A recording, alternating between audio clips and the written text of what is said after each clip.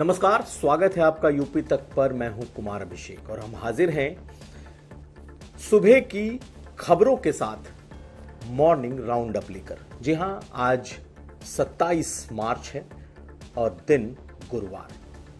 आज कौन सी खबर दिन भर चर्चा में रहने वाली है और आज अखबारों ने कौन सी सुर्खियां बनाई है, आज इस मॉर्निंग राउंड अप में हम इसकी चर्चा करेंगे। स्वागत है आपका। सबसे पहले आपको बता दें कि आज मंत्री कपिल देव अग्रवाल का एक बयान बहुत सुर्खियों में है। उन्होंने नवरात्र में मीट की दुकानों को बंद करने की बात कही है। कहा है कि नवरात्र में मीट की दुकानें बंद होनी चाहिए। यह बयान इसलिए सुर्खियों में है क्योंकि नवरात्र के वक्त कुछ हद तक लोग कई इलाकों में लोग खाते हैं, कई नहीं खाते हैं, बाकी ईद का भी वक्त है, लेकिन कोई सरकारी आदेश ये नहीं है। ये एक मंत्री के विचार हैं और उन्होंने कहा है कि इसको बंद किया जाना चाहिए। खैर, इस पर आज दिन भर क्या गहमा गहमी रहेगी हम आपको बताते रहेंगे। इसके अलावा आज दिन भर जो खबरें सुर्खियों में रहने वाली हैं उसमें है करनी सेना, जिसने कल आगरा में रामजी लाल सुमन के घर पर हमला किया था। बड़ी तादाद में उनके लोग जुटे थे। आज लखनऊ में वो प्रदर्शन कर सकते हैं। एफआईआर की मांग रामजी लाल सुमन पर कर रहे हैं कि उन पर होना चाहिए, क्योंकि राणा सांगा को लेकर उन्होंने एक विवादित बयान संसद में दिया था।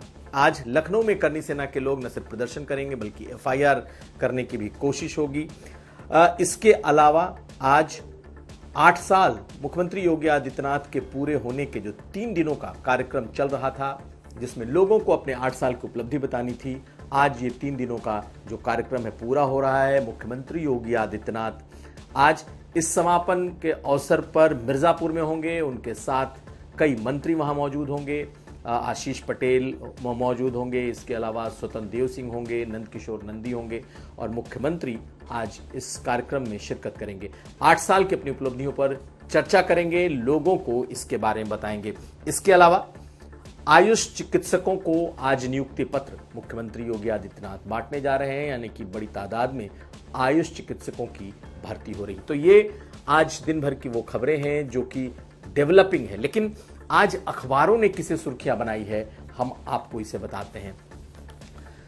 मुख्यमंत्री योगी आदित्यनाथ का जो पॉडकास्ट है जो उन्होंने एएनआई को दिया था, वो पूरे अखबारों की सुर्खियां बना हुआ है। और खास करके वो लाइन जिसमें मुख्यमंत्री ने यह कहा कि मथुरा का मामला कोर्ट में है वरना बहुत कुछ हो जाता। आपको हम दिखाएं, हिंदुस्तान ने सबसे पहली खबर बनाई है। उसी तरीके से अमर उजाला ने भी इसे खबर बनाया है, लेकिन उनका हेडलाइन थोड़ा अलग है। प्रदेश में अगर हिंदू सुरक्षित हैं तो मुसलमान भी सुरक्षित। यह मुख्यमंत्री योगी आदित्यनाथ का कल के पॉडकास्ट का है और यही हेडलाइन नवभारत टाइम्स ने भी लिया है। योगी बोले यूपी में मुसलमान सबसे ज्यादा सुरक्षित। तो पॉडकास्ट से अलग अलग चीजें निकली हैं, लेकिन जो मुख्य बातें निकल करके आई हैं उसमें गाजी मसूद, सालार गाजी मसूद पर जो योगी का बयान है कि पूजा सुहेल देव की होनी चाहिए, गाजी मसूद की नहीं, वो आक्रांता था। इसके अलावा संभल में जितने तीर्थ हैं सब ढूंढेंगे। ये मुख्यमंत्री योगी आदित्यनाथ ने कहा था कि 68 तीर्थ हैं, 54 ढूंढ चुके हैं, अभी बाकी को भी ढूंढेंगे। इसे भी अखबारों ने अपने यहाँ तवज्जो दी है। और एक बात, जिनका आदर्श औरंगजेब है उनका आचरण भी वैसा ही है। ये कुछ मुख्य बातें हैं जो कल के पॉडकास्ट से निकली हैं और जिन्हें आज अखबारों ने अपनी सुर्खियां बनाई हैं। लेकिन जो सबसे इतर ऐसी खबर जिसको कि हाईकोर्ट की एक टिप्पणी को, खास करके रेप की परिभाषा जो हाईकोर्ट ने दी थी, उसे सुप्रीम कोर्ट ने असंवेदनशील और अमानवीय करार दिया है और ये तमाम अखबारों ने अपनी सुर्खियां बनाई हैं। सुप्रीम कोर्ट ने बोला कि एससी की हाई कोर्ट की जो टिप्पणियां हैं वो असंवेदनशील और अमानवीय हैं। जो अमर उजाला है उसने इसे संवेदनहीन और अमानवीय लिखा है और यही बात इलाहाबाद हाई कोर्ट की विवादित टिप्पणी पर रोक। तो ये कुछ ऐसी खबरें हैं जो कि आज बड़े लेवल पर अखबारों की सुर्खियां बनी हैं। आपको बता दें कि इलाहाबाद हाई कोर्ट ने जो टिप्पणी की थी कि किसी लड़की के ब्रेस्ट को दबाना या पैजामे का नाड़ खींचना रेप की श्रेणी में नहीं आता, इस पर बहुत बवाल हुआ और होना भी चाहिए, क्योंकि बेहद ही अभद्र टिप्पणी इसे मानी गई और सुप्रीम कोर्ट ने इसे ठीक किया और इसे तमाम अखबारों ने अपने यहां जगह दी है। लेकिन जो तीसरी बड़ी खबर जिसे कि लगातार यूपी तक भी रिपोर्ट कर रहा है और वो है आगरा में सपा सांसद रामजी लाल सुमन के घर पर तोड़फोड़। और आप देखें तो अखबारों ने इसे सुर्खियां बनाई हैं, बाकायदा उसकी तस्वीरें छपी हुई हैं। और जिस तरीके से कल करनी सेना के लोगों ने तोड़फोड़ की, जिस तरीके से हंगामा किया, जिस तरीके से पुलिस वाले घायल हुए हैं, ये बड़ा पॉलिटिकल मुद्दा बन सकता है, बनने जा रहा है, ऐसा माना जा रहा है। और एक और जो खबर जो आज बढ़ सकती है वो है कि लखनऊ के अनाथ आश्रम में फूड पॉइजनिंग हुई और उससे लड़कियां बीमार तो हुई लेकिन 2 लड़कियों की मौत हो चुकी है और 2 इस वक्त गंभीर हैं। उन्हें हायर सेंटर में रेफर किया गया है। तो आपको बता दें कि ये बीती रात देर रात की घटना है जिसमें बुद्धेश्वर निर्माण रिहैबिलिटेशन सेंटर, जिसमें मानसिक रूप से जो कमजोर लड़कियां हैं उन्हें रखा जाता है। मंगलवार को उल्टी, दस्त ऐसी लक्षण को लेकर के तकरीबन दर्जन भर से ज्यादा जो लड़कियां हैं जो 12 साल, 14 साल, 16 साल की हैं, ये अचानक ही बीमार पड़नी शुरू हो गई। इन्हें अस्पताल लाया गया और 2 की हालत इतनी ख़राब थी कि इन 2 लड़कियों की मौत हो गई है।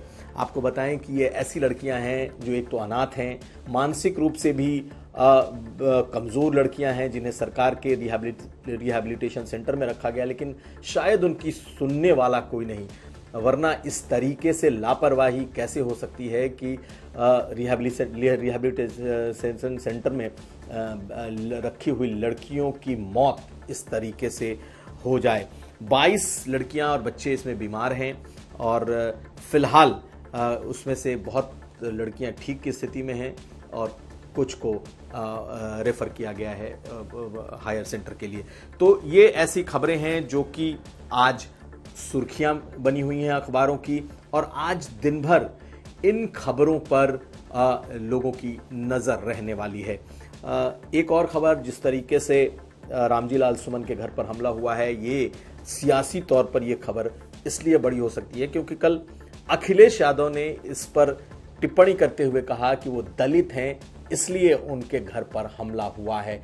उधर करनी सेना भी किसी सूरत में मानने को तैयार नहीं है, वो माफ़ी मांगने की बात कह रही है, FIR करने की बात कर रही है। अगर आप देखें तो जितने भी क्षत्रिय या फिर राजपूत बिरादरी के नेता हैं, सबों ने इस पर अपनी बात रखी है। सब इस रामजी लाल सुमन को लगातार उनके खिलाफ उन्होंने निंदा प्रस्ताव पास किए हैं, इनफैक्ट कई ने बयान भी दिए हैं।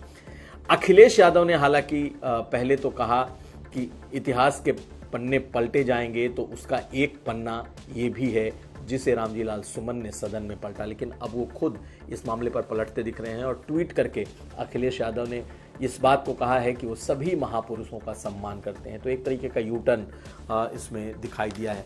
तो कुल मिलाकर के ये खबरें आज बेहद अहम, लेकिन दूसरी जो बड़ी खबर अंदर के पृष्ठ पर है उसमें अगर आप देखें तो अभिषेक प्रकाश की मुश्किलें, उनका निलंबन का जो बढ़ा रहा है क्योंकि वो निलंबित हो चुके हैं। इनके अलावा आयकर, ED इस आधार पर भी कार्रवाई की तैयारी हो रही है।